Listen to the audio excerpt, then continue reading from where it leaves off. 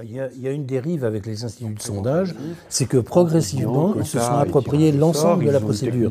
C'est-à-dire non seulement ils s'occupent en France largement satisfaisante pour le faire, ils prennent cher. Et après, ils ont voulu s'occuper de la formation des gens. Et aujourd'hui, il est plus facile si on arrive à le faire passer. Et c'est très dur, parce que si on oppose les journalistes, par exemple, parce que les gens tirés au sort, on les... Jamais le tirage au sort a été utilisé sec, et c'est vrai, c'est important d'insister là-dessus parce que les gens ont peur du tirage au sort, parce qu'ils imaginent de remplacer l'élection par tirage au sort, alors que c'est absolument pas l'idée. L'idée du tirage au sort à Athènes, c'était que les tirés au sort étaient incroyablement contrôlés, mais contrôlés, révocables, rendant des comptes devant des jurés qui faisaient parfois 200 citoyens tirés au sort, devant lesquels il fallait expliquer ce qu'on avait fait. Plus toutes sortes de procédures. Donc il y a des tas de contrôles. En fait, l'idée du tirage au sort consiste à déplacer le contrôle. Dans l'élection, on contrôle la désignation et après on fait confiance, alors que si on est démocrate, on reporte le contrôle au moment du... Donc on ne contrôle plus ou très peu au moment de la désignation, et par contre on déporte le contrôle sur l'exercice du pouvoir, et pendant l'exercice du pouvoir, on rend les gens révocables, ils doivent rendre des comptes, on peut les punir. Et donc le tirage au sort, il ne va pas seul, bien sûr, il va avec tous ces contrôles. Donc il va avec la formation si on fait des jurés ou des chambres de contrôle. Et puis et si on utilise le tirage au sort en matière politique pour désigner les représentants, ça va aller avec des tas de contrôles aussi. Donc c'est effectivement jamais seul, hein, le tirage au sort n'est pas une... Il ne faut pas fétichiser le tirage au sort, mais c'est tellement central qu'il faut en comprendre C'est Montesquieu qui soulignait comme il n'était pas bon en lui-même tout seul, mais avec les contrôles, avec le volontariat, avec les punitions possibles. Montesquieu soulignait qu'avec le tirage au sort, plus le fait que les gens étaient volontaires et qu'ils pouvaient être punis, faisait qu'il y avait moins de volontaires et qu'il n'y avait que des gens bien qui se présentaient et que finalement le tirage au sort devenait vertueux. Donc c'est une vieille affaire que le tirage au sort Juste va un pas point tout seul. sur les volontaires qui me paraît important. Il ne faut pas tirer au sort sur une liste de volontaires, je crois. Voilà, c'est ça. Parce qu'on va retrouver un tas de gens porteurs d'intérêts particuliers. Oui, donc il faut tirer au sort, puis demander aux gens s'ils acceptent. Ce qui est un autre sens du mot volontaire, et il y a une polysémie, donc le mot a deux sens, et c'est important de dire qu'on dit volontaire au sens « ils veulent bien », et c'est pas qu'ils étaient candidats. Moi, je me suis surtout intéressé, parce que j'étais confronté à des exemples vraiment très concrets, à la démocratie participative au niveau des grandes options technologiques. Bon, le nucléaire, les OGM, les nanotechnologies, des choses comme ça. Et là, il y a beaucoup d'expériences, plus ou moins bien faites, et je pense que là aussi, là surtout, c'est la seule façon d'arriver à trouver quelque chose qui ressemblerait à la vérité, c'est-à-dire de prendre une option qui soit conforme au bien commun, parce que ces gens tirés au sort, c'est monsieur tout le monde, parce que surtout ils sont formés, ça c'est fondamental. Et ma petite critique du référendum, elle revient là. Si on fait un truc comme un sondage, sans que les gens aient une formation, on peut soit piloter, soit par hasard, on peut avoir n'importe quel résultat. Donc je crois vraiment que la formation, l'éclairage qu'on va donner aux citoyens tirés au sort, c'est le point fondamental. Mais ces procédures-là, actuellement, elles sont décrites beaucoup plus précisément. Enfin, je veux dire, moi j'appartiens à la Fondation Sciences Citoyennes qui a décrit une procédure de conférence des citoyens qu'on a appelée convention de citoyens, parce que dans les conférences on trouve à boire et à manger. Donc nous c'est complètement décrit, il y a un projet de loi, il dort depuis 5 ans, le Parlement s'en empare pas. Donc on voit bien la timidité de nos élus pour changer les choses, avec certainement une appréhension que ça leur retire du pouvoir, mais il faut rappeler, puisqu'on parlait tout à l'heure de démocratie politique, que nos élus ne sont jamais élus sur des thèmes qui tiennent à la démocratie technique. Jamais, et que ça ne les intéresse absolument pas, si bien qu'ils délèguent ça à l'Office parlementaire des choix scientifiques, qui lui-même est soumis à tous les lobbies, parce que c'est une cible de quelques dizaines de personnes, c'est plus facile que sur 1000. Et donc, je crois que là, il y a une énorme carence, et juste pour conclure, il me semble que ce chantier-là de la démocratie des choix technologiques, c'est un pas pour démontrer la validité de la procédure du choix en général, du tirage au sort, que les citoyens sont vite compétents, qu'ils peuvent avoir de bonnes idées et faire des propositions intéressantes. Et pour moi, c'est le pas vers la démocratie politique au sens large. C'est-à-dire, je ne crois pas qu'on arrivera à avoir, par exemple, un Sénat tiré au sort plutôt qu'élu, si d'abord on n'a pas réussi à démontrer que le système peut marcher. Je suis d'accord avec Jacques. Je crois que les 3 points que tu as évoqués sont fondamentaux. Un, ce n'est pas le tirage au sort tout seul, mais le tirage au sort couplé à une formation, une information, une discussion de qualité qui permet de donner des résultats extrêmement intéressants lorsque des citoyens ordinaires, monsieur et madame tout le monde, discutent.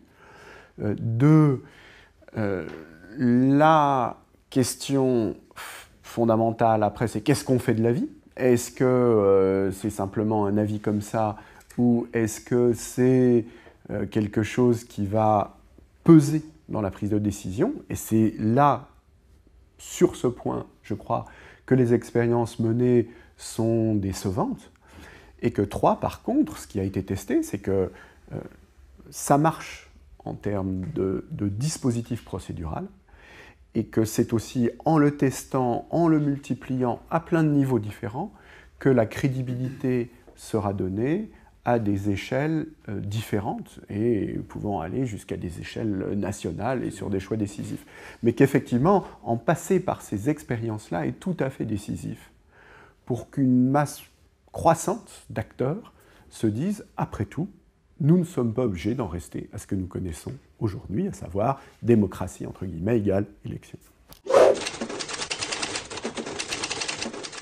Alors, si on se met au niveau du citoyen et sans voir les conséquences que peuvent avoir des procédures qui comprennent le tirage au sort, si on se réfère aux conférences de citoyens, par exemple, où il y en a eu quelques centaines dans le monde, plus ou moins bien faites, sans règles, vraiment, mais quand même, avec cet esprit-là, on va tirer des gens au sort et on va leur demander de travailler sur des thèmes, on va leur amener des experts, ils vont réfléchir plus ou moins longtemps, mais ça change quelque chose. Parce que ces gens-là et tous les sociologues qui ont étudié ces conférences de citoyens sont d'accord là-dessus, ces gens-là ont changé, ils ont muté pendant cette période qui peut durer 1 mois, 2 mois, 3 mois, où ils sont investis avec d'autres tirés au sort pour réfléchir, on pourrait dire, à l'avenir du monde, parce qu'en général c'est des sujets assez vastes, c'est pas le sujet de la route qui va passer devant la maison, mais c'est des sujets anthropologiques qui concernent vraiment l'humanité. Eh ben, ces gens-là sont modifiés, et ils le disent. Et il y en a qui pleurent après, qui disent « mais je veux être dans la prochaine conférence de citoyens, ça m'a changé ma vie ». Alors c'est assez extraordinaire. Ils se prennent complètement au jeu, et je me souviens d'ailleurs d'une citoyenne qui, dans une de ces conférences, c'était en 2002 sur les changements climatiques, avait dit... on lui avait demandé pourquoi vous avez accepté, parce que là le tirage au sort, mais ensuite les gens peuvent se retirer en disant j'ai pas le temps, j'ai autre chose à faire. Bon. Mais elle a dit mais c'était extraordinaire, on m'a donné là l'occasion de parler, c'est la première fois de ma vie qu'on me donne l'occasion de parler avec l'espoir que je vais pouvoir changer les choses. Parce qu'il y a ça aussi, c'est pour ça qu'il faut qu'on en discute. Je veux dire, le tirage au sort c'est bien, mais ça oblige des gens qui ne sont pas des professionnels à s'investir très fort, beaucoup plus que les professionnels souvent, pendant une période assez longue, sur un thème qui ne leur est pas familier. Donc c'est vraiment un effort considérable.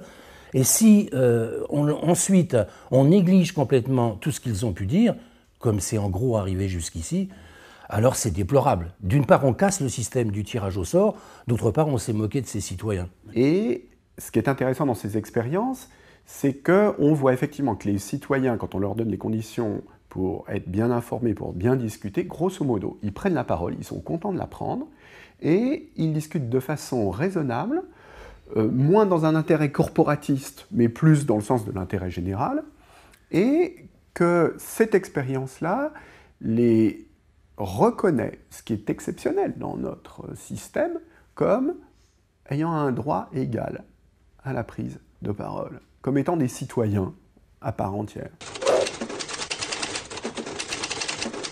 Alors aujourd'hui, quand on dit qu'on va tirer au sort des citoyens, concrètement, on dit qu'on va tirer au sort un échantillon représentatif de citoyens, c'est-à-dire qu'on va avoir une image en petit de ce qu'est le peuple dans son entier, parce qu'on va avoir des hommes, des femmes, des jeunes, des vieux, des riches, des pauvres, des éduqués, des pas éduqués, des gens qui viennent de tel endroit et des gens qui viennent de tel autre endroit. C'est des techniques qui se sont développées à travers d'abord les sciences, puis qui sont passées avec les sondages dans la politique, progressivement. Aujourd'hui, c'est ce qui fait que vous pouvez savoir à 20 heures après une élection qui a gagné. On n'a pas tout dépouillé, mais on fait des sondages représentatifs qui permettent d'extrapoler, à partir d'échantillons, les tendances nationales. Eh bien, dans le tirage au sort aujourd'hui, c'est ça aussi. On va avoir un microcosme du peuple dans son ensemble. Avec un petit bémol, c'est que ce n'est pas forcément représentatif au sens statistique où il faudrait 1 millier de personnes. Donc dans les conventions de citoyens que je défends, il y a une quinzaine de personnes. On cherche la variété maximale. Oui, voilà. Jacques a raison. En termes techniques, quand on tire 15 citoyens, ils ne sont pas représentatifs. Ils sont diversifiés, voilà. Et plus l'échantillon est important, plus on tend vers une représentativité statistique. Mais en même temps, plus c'est difficile de faire une formation. Et... Voilà. Et parce que si on tire au sort 1000 personnes, donc, parce que pour la France, c'est 1000 personnes, un peu plus de 1000 personnes, je crois, l'échantillon représentatif. Si, à mon avis, une assemblée, si on faisait un Sénat tiré au sort, donc, qui serait la Chambre des citoyens, donc amateurs, mandat court, non renouvelable, tiré au sort, continuant à exercer leur métier, on aurait donc cette espèce de mini-France quoi, qui nous représenterait et qui devrait accepter les lois, elle aussi, en plus de l'Assemblée professionnelle des partis. Il faudrait qu'elle fasse quoi, 1000 personnes, ouais. Oh, avec 500, on s'en sort. Hein. Donc concrètement, comment on tire au sort quand on veut constituer un échantillon représentatif ou en tout cas diversifié de la population? Quand il y a 15, 20, 25, 30 personnes, il n'y a pas le choix. Pour avoir quelque chose de sérieux, il faut procéder par quota, c'est-à-dire qu'on fait un choix des critères qui sont les plus pertinents par rapport à la question posée, et dire par exemple qu'il faut avoir autant d'hommes que de femmes, ou à peu près autant d'hommes que de femmes, avoir des gens qui ont des revenus élevés et des gens qui n'ont pas de revenus élevés, des gens qui ont fait l'université et d'autres non, des gens qui habitent dans des lieux différents de la France, par exemple. Et une fois qu'on a établi ces quotas, à ce moment-là, on tire au sort jusqu'à ce que le quota soit rempli. Et une fois qu'on a tant d'hommes, après, on fait une liste d'attente, entre guillemets, pour s'il y a un désistement, mais on cherche à avoir, disons, ces cases remplies. C'est la seule manière de faire... À cause du biais du refus, tu disais. Hein? C'est la seule manière de faire, parce qu'autrement, à travers les refus spontanés, à partir du moment où la participation n'est pas obligatoire quand on a été tiré au sort, on aurait les gens des groupes subalternes qui spontanément s'estiment moins légitimes pour participer à quelque chose comme cela, et donc on aurait une surreprésentation des couches favorisées. Et de toute façon, pour un groupe de 15 à 25 personnes, même si c'était obligatoire, la marge d'erreur statistique d'un point de vue purement mathématique serait trop grande pour que l'on procède seulement par tirage au sort. Quand on passe à un groupe de plusieurs centaines de personnes, à ce moment-là, la marge d'erreur statistique serait beaucoup moins significative. Il n'en resterait pas moins que par le biais des refus de participer, on risquerait d'avoir une distorsion forte. Donc pour un groupe de plusieurs centaines de personnes, il y a deux solutions. Soit il faut rendre la chose obligatoire. À ce moment-là, on a un groupe représentatif. Voilà, parce que les gens sont obligés de... Et mathématiquement, on peut dire qu'il y aurait une marge d'erreur de temps. Soit alors, il faut procéder également par quota et avoir ces cases qu'ensuite on remplit par tirage au sort. Alors, comment concrètement, qui concrètement va procéder à la constitution de l'échantillon représentatif, à ce mixte entre quota et tirage au sort? Dans la plupart des cas, ce sont des instituts de sondage parce qu'ils ont une technicité qui, en France, est bonne pour ce faire. Simplement, il coûte cher. Il y a une dérive avec les instituts de sondage, c'est que progressivement, ils se sont appropriés l'ensemble de la procédure. C'est-à-dire que non seulement ils s'occupent de la formation du jury, ce qui est leur boulot, leur savoir-faire, mais progressivement, ils ont voulu s'occuper de la formation des citoyens. Et aujourd'hui, il est plus facile pour quelqu'un qui veut organiser une conférence de citoyens de demander à l'institut de sondage de lui livrer le truc clé en main. Et là, je suis d'accord, c'est catastrophique. Et c'est catastrophique. Ah oui. Donc, Étienne, toi, tu as la solution. Pourquoi est-ce que c'est catastrophique? Est-ce qu'on retombe dans des intérêts particuliers? Oui, on retombe dans le fait... Tu peux juste réexpliquer Un institut de sondage a intérêt à ce que la conférence de citoyens conduise à quelque chose qui ne va pas bouleverser le système, sinon son job s'arrête. Et puis personne ne va lui demander d'en organiser. Donc ça, c'est un truc. Et puis, c'est tout un... Il faut une grande objectivité, il faut connaître beaucoup de choses sur le sujet. Donc nous, ce qu'on propose, c'est qu'il y ait un comité de pilotage qui va construire le programme de formation et que ce comité de pilotage est constitué de gens qui ne sont pas d'accord entre eux, qui sont identifiés puisqu'il s'agit de controverses dans la société. Donc ils ont écrit des livres, ils ont écrit dans le journal, on les identifie, on les met ensemble, on met une dizaine de personnes dans ce groupe-là, et on leur dit, vous n'êtes pas d'accord, mais vous allez vous mettre d'accord sur le programme. Et pour nous, c'est la seule façon d'espérer une certaine objectivité dans la formation, autrement c'est forcément la magouille. Je crois que ce que dit Jacques est tout à fait fondamental. Les instituts de sondage ont une vraie technicité sur le choix de l'échantillon représentatif. Ils n'ont pas de technicité, ni d'animation de débat, ni véritablement même d'organisation de conférences citoyennes ou de choses assimilées. Donc du coup là, la solution de facilité qui consiste à leur donner toute l'organisation aboutit à des catastrophes. Qu'est-ce qui vous conduit à leur reconnaître la maîtrise de la technicité dont nous serions incapables? Est-ce que vous êtes certain que nous ne serions pas capables? Ça, c'est plus commode et pourquoi oui, commode, pas. mais est-ce que c'est vachement important? Les institutions de sondage, pour moi, c'est des organes privés. C'est Parisot, la patronne du MEDEF, qui est patronne d'un des instituts de sondage. Puis c'est pareil pour les autres. Là, je ne leur fais pas confiance du tout pour organiser nos recherches de solutions. Comment toi tu l'organises donc du coup? Moi, spontanément, comment faisaient les Athéniens? Et c'était les tirs au sort qui utilisaient le clérotérion, la machine à tirer au sort. Est-ce qu'on pourrait pas... Peut-être que c'est plus possible aujourd'hui, mais j'ai du mal à comprendre pourquoi. Tout simplement, quand on veut toucher le maximum, donc tirer au sort à travers le maximum de citoyens, c'est extrêmement compliqué. Sur quelle base? Sur quelle base on fait?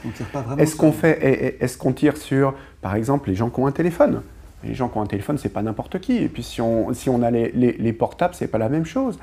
Est-ce que on tire sur les listes électorales? Mais encore faut-il en disposer, et ce n'est pas tout le monde. Bon, mais Yves... mais il y a plein de problèmes techniques qui se posent, qui sont extrêmement difficiles à résoudre. Est-ce que des citoyens, justement, est-ce qu'une assemblée citoyenne de gens normaux ne serait pas capable de comprendre les points que tu vas détailler, qui sont les difficultés à connaître pour tirer au sort dans de bonnes conditions? Est-ce que des gens normaux ne peuvent pas lire le texte que tu vas faire, le résumé des points auxquels il faudra faire attention, ils ne sont pas capables de le lire et ensuite d'en tirer les conséquences et de faire gaffe eux-mêmes? Est-ce qu'il faut vraiment qu'on s'en remette à des experts qui en plus sont privés et qui ont un conflit d'intérêt majeur? Avant d'avoir constitué un groupe tiré au sort, il faut le tirer au sort. Lui-même. Oui. Pour le tirer au sort lui-même, il y a une technicité qui n'est pas évidente. Ce n'est pas comme ça qu'on tire au sort de façon satisfaisante des gens venant, admettons, de toutes les parties de la France, hommes et femmes, jeunes et vieux, etc., sans faire des choix préalables extrêmement lourds. Donnons au premier comité tiré au sort, confions-le aux instituts de sondage, mais ensuite, est-ce qu'on ne peut pas demander à ce comité tiré au sort de fabriquer lui-même les prochains tirages au sort? C'est énormément de boulot. C'est énormément de boulot. C'est un boulot énorme. Pour des gens qui ne l'ont jamais fait, c'est un boulot énorme. C'est pas le point fondamental, ça. Je crois que le plus efficace, ce serait une révolution, ce serait une fracture dans la société. Mais tant que la population n'est pas prête à demander le tirage au sort, parce qu'elle ne sait même pas ce que ça signifie, elle n'en voit pas l'intérêt, je ne vois pas comment une révolution qui ne serait pas basée sur des aspirations d'une large partie de la population, c'est une révolution qui me ferait peur.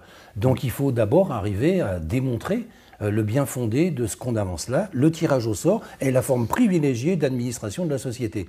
Et si on arrive à le faire passer, mais c'est très dur, parce que s'y opposent les journalistes, par exemple, parce que les gens tirés au sort, on l'a vu dans les conférences de citoyens, ils ne viennent pas, ça ne les intéresse pas, parce que ça les intéresse d'interroger quelqu'un qui a une fonction, qui a une gueule, qui a un discours connu, mais un citoyen anonyme, ça n'a aucun intérêt pour un journaliste.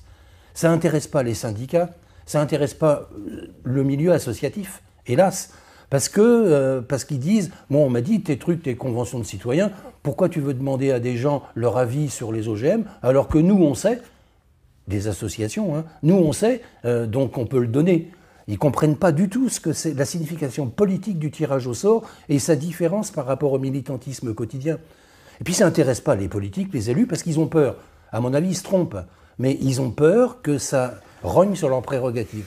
Et là, on pourrait citer un débat qui a eu lieu il y a 2 ans à l'Assemblée nationale. À propos, il a été lancé par un député UMP, Jean Leonetti, qui a proposé que le Comité national d'éthique, qui n'a plus grand-chose à faire aujourd'hui, on lui donne l'organisation de conférences de citoyens sur des thèmes d'éthique. Et il y a eu un débat à l'Assemblée nationale qui a duré une demi-journée, c'est extraordinaire. La droite comme la gauche a dit « Mais quoi? On a été élus, nous, ça fait partie de nos prérogatives. Pourquoi on va demander à des gens qui ne sont même pas élus leur avis ?» c'est pas démocratique. Voilà, on a fait le tour là. Donc je crois que vraiment la fracture. C'est pas à eux de décider, c'est pas aux élus de décider ça. Ben oui. Voilà, c'est juste pas à eux, ils le feront jamais. Mais que cette révolution, il ne faut pas la penser à la 19e siècle ou à la 20e siècle. C'est pas la prise de la Bastille, c'est pas la prise du Palais d'Hiver.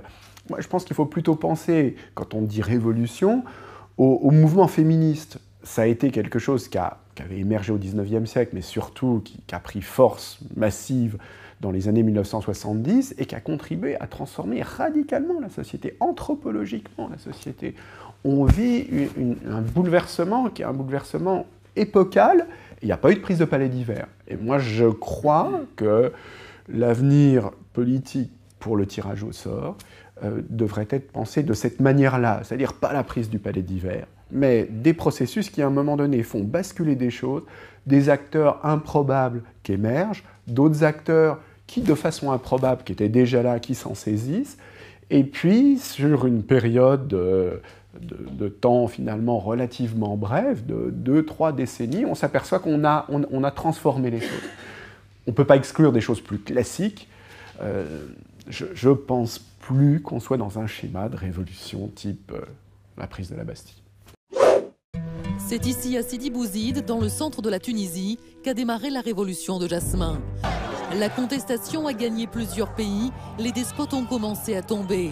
Mais 3 ans après le début des printemps arabes, l'élan révolutionnaire a laissé place au chaos et à l'instabilité. En Tunisie, là où tout a commencé, c'est la déception. Pas d'amélioration sur le plan économique, une crise politique a paralysé le pays. En Tunisie, c'est un bon exemple, je trouve. Enfin, c'est un exemple pour réfléchir, je trouve que c'est bien la Tunisie.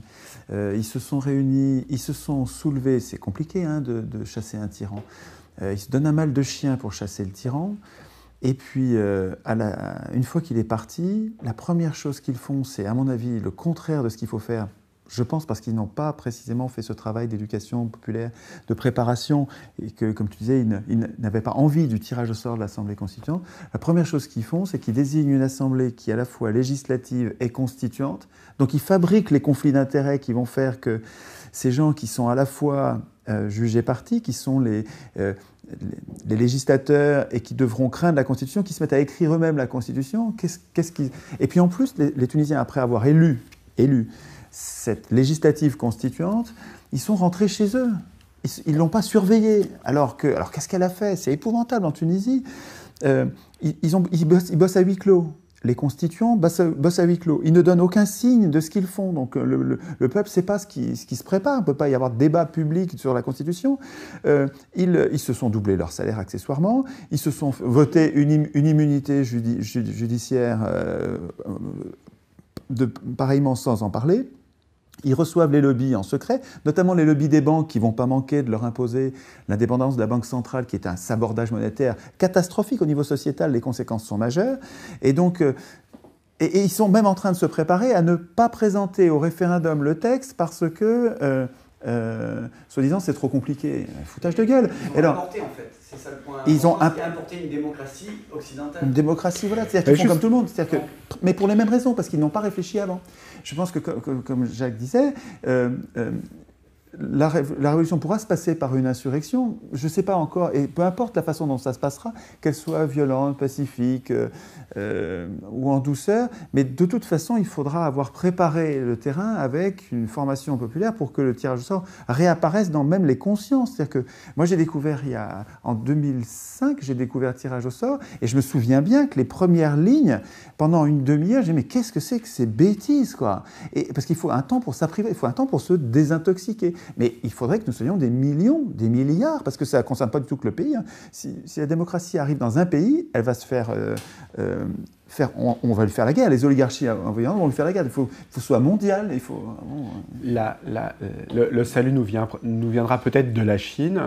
Il y a des intellectuels critiques chinois aujourd'hui qui ont une influence non négligeable et qui disent il faut démocratiser notre pays, mais si c'est simplement pour importer un système qui a été conçu au XVIIIe siècle et dont on voit qu'il fonctionne mal dans les pays occidentaux, dont on voit qu'importer de façon brutale dans les anciens pays d'Europe de l'Est, ça donne des conséquences catastrophiques. Eh bien, il faut faire ça, mais il faut faire d'autres choses aussi, et il faut densifier la démocratie. Il faut notamment introduire et répandre le tirage au sort. On parle de tirage au sort ? Oui, bien sûr. Et il y a aujourd'hui en Chine des expériences déjà non négligeables et des propositions de le multiplier. Alors, là encore, on n'est absolument pas sûr que cela puisse se faire. Il y a un côté aussi, dans une situation autoritaire, on pourrait utiliser cet instrument-là comme une espèce de sondage grandeur nature qui nous permet de mieux gouverner tout en gardant le pouvoir.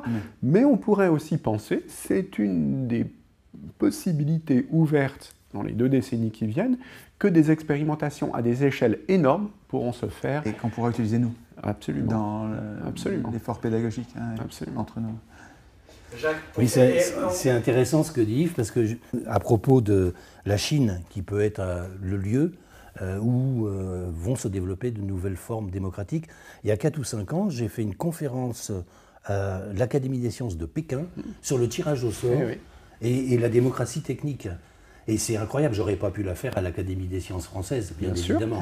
Donc il y a une ouverture, et c'est vrai que les Chinois, ils sentent qu'il faut se donner des règles, mais ils sont très réticents, et heureusement, à reprendre des règles importées d'ailleurs. Ils sont très réticents, par fierté, et puis parce qu'ils voient que ça ne marche pas bien. Donc il n'est pas impossible, effectivement, que dans un pays comme ça, on arrive à faire des percées qu'on ne peut pas faire en Europe. Très bien. Mais tu vois, je ne savais pas que tu avais été faire une conférence, mais c'est significatif tout de même. Oui. Est-ce qu'on est dans un système de démocratie politique ? Les élus diront que oui, forcément, puisqu'on a voté, qu'ils sont en place avec notre assentiment majoritaire. Maintenant, quand on voit les pressions, par exemple, qui s'exercent sur les élus, leur façon de céder assez facilement sur pas mal de problèmes, et je pense en particulier dans le domaine qui m'intéresse des technosciences, on peut s'interroger. Mais quand on voit aussi plus politiquement comment les élus protègent leurs avantages, comme on a vu récemment, cet été par exemple, comment ils veulent absolument pas qu'on mette le nez dans des comptes. Moi, je pense, en tant que chercheur par exemple, quand on veut faire une dépense, il faut remplir plein de papiers, il faut déclarer des mois à l'avance qu'on va acheter un truc, et quelquefois on l'a, mais pas toujours. Eux, on leur donne un pactole, on leur donne du fric tous les mois pour les dépenses qu'ils pourraient avoir pour assumer leurs charges. Bon, c'est déjà pas mal. Mais en plus, ils ne veulent pas en rendre compte. C'est-à-dire, ils ne veulent pas dire voilà ce que j'ai acheté et payer des impôts sur ce qui aurait pu être un peu discutable. Bon, là, on s'interroge quand même, on se dit mais comment est-ce qu'on va pouvoir faire, même si on a des bonnes idées, on va discuter de choses, on a sûrement des idées intéressantes, comment on peut les faire passer devant un tel mur de gens qui sont des privilégiés et qui sont accrochés à leurs privilèges. Donc là, on ne peut pas dire qu'on est dans un système de démocratie politique, parce que apparemment, ça entraîne quasiment la violence. Si on veut arriver à passer quelque chose, ça entraîne forcément la violence. Il va falloir heurter ces gens-là, les renverser. Est-ce qu'ils n'ont pas du tout envie que ça bouge ? Moi, je découvre à 50 ans que l'élection démocratique, c'est un oxymore, en fait, puisque l'élection, par construction, puisqu'elle consiste à choisir le meilleur Aristos, l'élection est aristocratique. Et que c'est pour ça, en fait, qu'on est dans un régime qui n'est pas du tout démocratique. Et on est plutôt dans une aristocratie élective si nous arrivions à désigner les meilleurs, mais le système de la candidature et des partis politiques font que ce ne sont pas les meilleurs, ce sont les plus riches qui arrivent à financer les campagnes électorales et acheter les médias sans lesquels on n'est pas élu, et qui font que finalement c'est un gouvernement de riches, par les riches, pour les riches. Et c'était comme ça dès l'origine, hein, quand Sieyès décrit ce qu'il voulait, le régime qu'il voulait, le gouvernement représentatif, et ces gens-là voulaient le suffrage censitaire, donc un suffrage qui favorise les riches.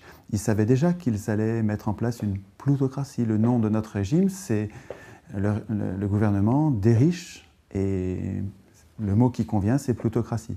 Mais à mon avis, c'était voulu comme ça au départ. C'est pas un régime qui s'est dégradé, un régime qui aurait été une démocratie au début, puis qui ensuite serait devenu une plutocratie. Je pense que ça l'était dès l'origine. En même temps, il me semble qu'on ne peut pas donner une réponse simple à la question « est-ce qu'on est en démocratie ou pas ?» parce que les systèmes et les dynamiques politiques qui se sont mises en place en France, aux États-Unis, en Angleterre depuis 2 siècles, ne peuvent se réduire à une seule idée, à une seule conception. Il y a eu des conceptions très différentes qui se sont affrontées et qui continuent à s'affronter aujourd'hui. Il y a eu des dynamiques sociales et politiques extrêmement différentes. Il y a eu des transformations d'ampleur de la politique depuis 2 siècles. Et donc je ne pense pas qu'on puisse simplement réduire l'expérience des 2 derniers siècles à une plutocratie ou une oligarchie libérale. Il me semble qu'il y a des traits plutocratiques et oligarchiques, mais qu'on ne peut pas réduire notre situation à cela. Est-ce qu'il y a des exemples de régimes, donc de gouvernement représentatif, qui ne donnent pas le pouvoir aux riches? D'abord, il y a tout de même eu pendant le XXe siècle, à travers les partis ouvriers, la promotion à beaucoup d'échelles, mais jusqu'au niveau national, de personnes qui étaient issues des classes populaires. Deuxièmement, tout ne se réduit pas, le pouvoir ne se réduit pas simplement aux élus, et on peut penser qu'une des caractéristiques des 2 derniers siècles, c'est que régulièrement, les groupes subalternes ont fait irruption sur la scène politique et ont fait peser leurs intérêts, leurs opinions, leurs volontés, qui ont été prises en compte. On ne pourrait pas expliquer sans cela l'État-providence et la constitution de l'État-providence, qui est un compromis entre... Et puis, le fait même qu'il y ait un débat public institutionnalisé sur les choses de la cité constitue un élément fort, qui est un élément qui tend vers la démocratie, même si le poids des différents groupes sociaux n'est pas égal dans ce débat.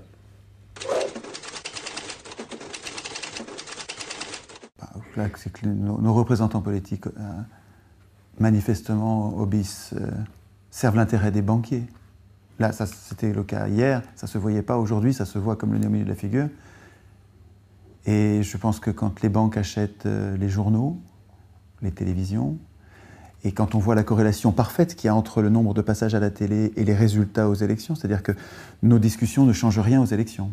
Nos discussions, nos débats, nos évolutions politiques ne changent rien aux élections. Ce qui change dans les élections, c'est le passage à la télévision. C'est incroyable, la corrélation entre les passages télé dans la dernière élection et les chiffres, les résultats électoraux, à part Bayrou, et Bayrou c'était vraiment une réplique de ces passages télé de la précédente, c'est incroyable, les courbes sont si proches que c'est à se demander si même si nous arrivions à créer un mouvement populaire, il aurait un impact s'il n'était pas médiatisé. Il n'aurait d'impact que s'il était médiatisé. Donc la possession des médias rend le fait d'être propriétaire du média et donc de son contenu rend ce propriétaire aussi dangereux. Enfin, ça devrait être une institution. Montesquieu ne pouvait pas parler de la télévision, évidemment, mais je pense qu'un Montesquieu aujourd'hui ajouterait au législatif, exécutif, judiciaire, ajouterait évidemment le pouvoir médiatique, parce que c'est plus dangereux que le Parlement. Puisque celui qui possède les médias peut faire élire qui il veut, et j'exagère, mais je l'assume, hein. Il faudrait ajouter la banque aussi, donc la monnaie. Oui, mais ce que tu dis, ça dépasse même le cadre des élus. Parce que là, tu parles des élections, mais c'est pour tout. C'est pour savoir si le port du voile va être autorisé, pour savoir si on mange de la viande comme ça, pour un tas de choses de la vie quotidienne. Et c'est pas seulement les élus directement qui interviennent pour fabriquer finalement ce qu'on appelle le choix démocratique des citoyens, mais c'est aussi, par exemple, tous ces gens, tous ces espèces de commentateurs qui ont des chroniques. Oui. Alors, il y en a combien dans notre pays ? Des éditocrates. Quelques dizaines au maximum, qui ont des chroniques à la radio, à la télé, dans les journaux, et qui parlent de tous les sujets. Quelquefois, ils ont un domaine, un peu l'économie, mais ils débordent. Ils sont capables de parler de bioéthique quand ils sont économistes. Et ces gens-là, qui sont très peu nombreux, qui ne sont pas élus, ils ont un pouvoir énorme. Donc, c'est vrai que les médias font en sorte qu'il y ait des idées qui deviennent dominantes, sans avoir été discutées, que les gens progressivement amassent ça, et que c'est quand même... ça ne correspond pas à une situation démocratique. Ils font la doxa sans nous. En même temps, il y a cet élément-là qui me semble évident, Mais il me semble qu'il ne faut pas sous-estimer d'un côté le fait que les médias, ce n'est pas un bloc compact, qu'il y a des journalistes qui font plus ou moins bien leur travail, qu'on peut voir entre ce que font les chaînes de télé françaises, ce que font les chaînes de télé allemandes ou ce que font les chaînes de télé italiennes, bah, c'est pas la même chose. On peut penser qu'il y en a qui sont de meilleure qualité que d'autres.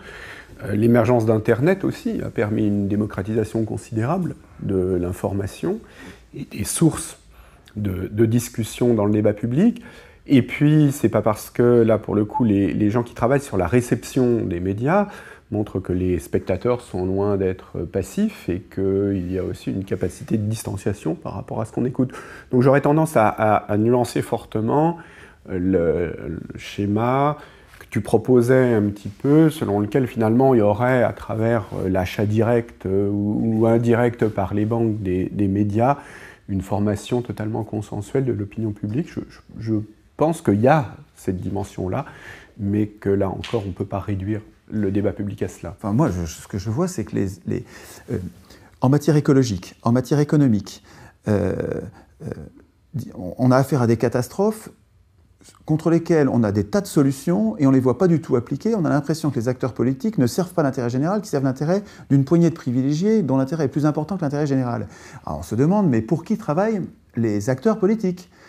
Et à mon avis, la façon dont ils ont été désignés joue un rôle important dans les intérêts qu'ils servent. S'ils ont été élus grâce à l'argent des médias, qui sont les médias des banques ou des multinationales, et s'ils seront réélus grâce au même argent des mêmes banques, des mêmes multinationales et des mêmes médias, c'est pas étonnant, il n'y a pas besoin de faire Polytechnique pour comprendre qu'il y a un lien de cause à effet entre la façon dont les gens sont désignés, et s'ils étaient tirés au sort, ils seraient pas débiteurs, comme l'élection les rend débiteurs. Je pense que l'élection rend nos acteurs politiques débiteurs d'acteurs puissants économiquement, dont je ne confonds pas l'intérêt particulier avec l'intérêt général. Donc je ne fais pas confiance à l'intérêt particulier de Monsanto, que je ne confonds pas avec l'intérêt, enfin des multinationales, avec l'intérêt général. Et donc c'est vraiment, ça me gêne que ce soit les plus grandes structures politiques, économiques qui arrivent à décider, à travers le gouvernement prétendument représentatif, qui arrive à décider de qui va être au pouvoir. Je pense qu'on a beaucoup à perdre. Et c'est pour ça que l'idée du tirage au sort, et ça c'est quelque chose de majeur, l'idée du tirage au sort, à mon avis, structurellement, et ça j'aimerais bien vérifier ça en frottant les idées, mais le tirage au sort découple le politique de l'économique. Donc sur cette idée de médias, si nous tirions au sort le délire nos représentants, on permettrait toujours, il y aurait toujours des riches et des puissants, mais ils ne seraient pas en même temps puissants politiquement. Comme c'était à Athènes. À Athènes, il y avait des riches qui n'avaient pas le pouvoir, ce n'est pas eux qui faisaient les lois, c'était les pauvres.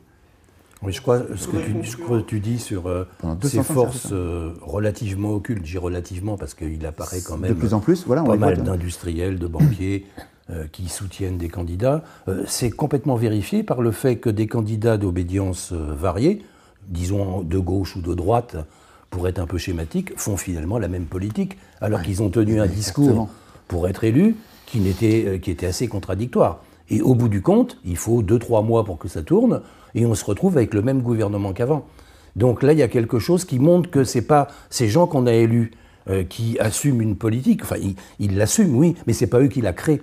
C'est qu'ils sont obligés, ils sont engagés par toujours les mêmes qui sont dans la coulisse pour faire que cette politique-là, ce soit celle de notre pays. Et c'est pareil dans les autres pays, on voit Obama, c'est pareil partout.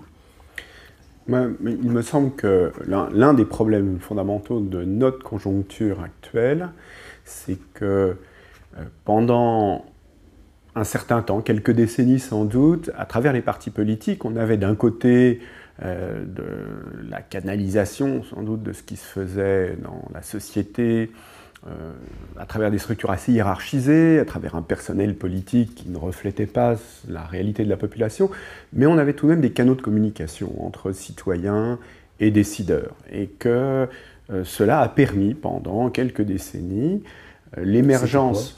C'était quoi les canaux ? À travers les partis politiques, à travers ces partis qui, d'un côté, avaient plus d'adhérents qu'aujourd'hui, qui étaient au milieu d'un réseau d'associations, de syndicats, de mouvements qui, d'un côté, tournaient autour, mais qui, en même temps, les imbibaient aussi de leurs demandes.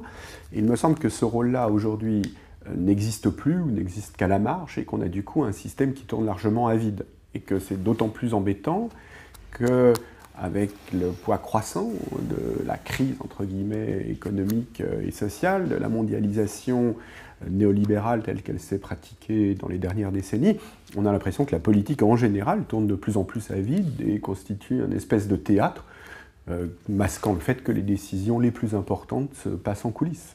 Il me semble que cette mise en évidence de la centralité du tirage au sort par les philosophes à l'époque athénienne a bien été retenue par les classes possédantes et que c'est ce qui explique qu'ensuite ils aient bien fait attention à ce que plus jamais, non seulement on applique le tirage au sort, mais même à ce qu'on l'enseigne dans les écoles. Moi, j'ai jamais entendu parler du tirage au sort dans l'école dite républicaine. On m'a jamais expliqué la centralité, l'importance.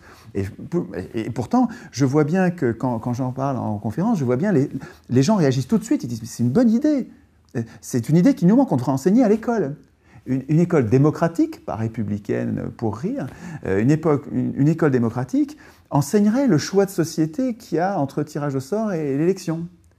Et nous laisserait le faire après ça, mais en le taisant, en le muselant. Et donc, je pense que dès l'époque athénienne, dans l'histoire du tirage au sort, le tirage au sort était connu comme central et repéré comme... Oui, non, mais à propos d'Athènes, et pour parler d'autre chose que d'Athènes, la situation n'est plus du tout la même. Donc, il me semble que là, on a une urgence démocratique à régler. C'est qu'on est dans une situation tout à fait périlleuse. Bon, les Athéniens aussi, il y avait des guerres, il y avait des choses, mais ça n'a rien à voir. Aujourd'hui, on va dans le mur, c'est-à-dire qu'on est en train de fabriquer un climat qui va être hostile à tous les êtres vivants. On est en train de polluer complètement, de diminuer la biodiversité. On est en train d'aller dans des choses qui sont inédites. On est dans l'inédit. Donc, se référer à des schémas historiques, c'est très important, il faut le faire. Mais en même temps, on a une urgence de faire des choix. Et on ne peut plus simplement considérer les choses de façon un peu académique en disant « il y a ça, il y a ça ». Non, aujourd'hui, il faut qu'on trouve des solutions. Or, les solutions ne nous sont pas apportées par ceux qui nous dirigent, visiblement, puisque tout continue. Il y a des vagues trucs placebo qu'on met, il y a des réunions internationales, il y a des... Bon, mais il ne se passe rien. Or, les choses évoluent à une vitesse beaucoup plus rapide que les conférences internationales qui sont supposées les régler. Donc, il faut qu'on trouve d'autres solutions. Ces solutions, je pense, elles peuvent venir que de la base. Alors, on va dire, parce que toujours l'argument, quand on expose ce qu'on va exposer là, c'est populiste. Populiste, bon, c'est un peu facile aussi. Si de dire soit l'élitisme, soit le populisme, on n'avance pas beaucoup. Pour le tirage au sort, il me semble que ça ne pourra venir que de la conjonction sur la base d'expérimentations pratiques déjà réalisées, qui auront donné à ces acteurs différents potentiels la sensation que ça pouvait marcher, que c'était intéressant et que c'était une voie dynamique. Donc sur la base de cette multiplication d'expériences, on peut penser qu'on pourra avoir la conjonction d'une part de demande populaire, de dire on en a marre de la façon dont ça se passe aujourd'hui seulement à travers l'élection, il faut trouver d'autres modes et le tirage au sort peut en être un. Mais il pourrait y avoir aussi des instituts de sondage qui auront envie de faire ça parce que ça leur fera un marché supplémentaire, des journalistes qui se diront qu'à travers ça, ils pourront se faire les porte-paroles de ces processus et que ça sera un pouvoir supplémentaire dans leurs mains par rapport aux élus, qu'il pourrait y avoir certains élus qui vont se dire que vu l'état de méfiance des citoyens par rapport au système politique, on peut se profiler de façon positive, en y croyant ou pas en son fort intérieur, c'est une autre question, mais qu'on peut se profiler positivement à travers cela, voire d'industriels ou de grands groupes qui se diront que la politique telle qu'elle fonctionne aujourd'hui mène dans le mur et qu'il faut prendre un peu de distance par rapport aux intérêts de cette classe politique. Je pense qu'on aura des gens très très différents, avec des objectifs fondamentalement diversifiés, et que si ça peut cristalliser, ça cristallisera comme ça, sur la base, et je suis complètement d'accord avec Jacques, d'expériences réelles menées sur des sujets importants et aboutissant, je crois que c'est là, on l'a insisté déjà tout à l'heure, et aboutissant aussi à des inflexions, au moins des politiques publiques menées réellement, pour montrer que ce n'est pas seulement de la parolote, mais que ça peut produire des effets concrets. Et puis bien sûr aussi sur la base de travail, entre guillemets, de propagande, de gens qui en sont convaincus dans le milieu militant, dans le milieu associatif, dans le milieu universitaire, dans la presse.